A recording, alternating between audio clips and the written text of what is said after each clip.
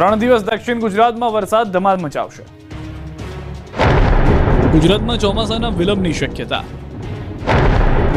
3 દિવસ દક્ષિણ ગુજરાતમાં વરસાદ વારો પાડી દેશે. 3 દિવસ બાદ વરસાદનું જોર ઘટશે. ગુજરાતમાં ચોમાસાને લઈને માઠા સમાચાર આવ્યા છે. મોટી છલાંગ મારી મુંબઈ પહોંચી ગયેલું ચોમાસું હવે મુંબઈથી હલવાનું નામ નથી લઈ રહ્યું.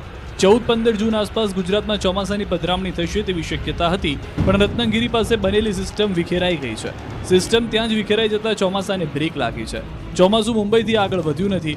કેરળથી નીકળેલું ચોમાસું મુંબઈ આવીને અટકી ગયું હોવાથી ગુજરાતમાં ચોમાસાના વિલંબની શક્યતા છે, જેની વચ્ચે દક્ષિણ ગુજરાત સહિત રાજ્યભરમાં ભારે વરસાદની આગાહી કરવામાં આવી છે.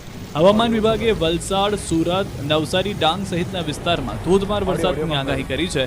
3 દિવસ બાદ વરસાદનું જોર ઘટી જશે. અપર એર સાયક્લોનિક સર્ક્યુલેશન સક્રિય હોવાથી ગુજરાતમાં વરસાદની આગાહી કરાઈ છે. અમદાવાદમાં સામાન્યથી મધ્યમ વરસાદ પડી શકે. साउथ दक्षिण गुजरात की जो जिला है इसमें भारी बरसात का भी चेतावनी है. इसमें एक अपर या साइक्लोनिक सर्कुलेशन परसिस्ट कर रहे हैं हमारा दक्षिण गुजरात की 1.5 किलोमीटर और 3.1 किलोमीटर अबव मीन सी लेवल के ऊपर.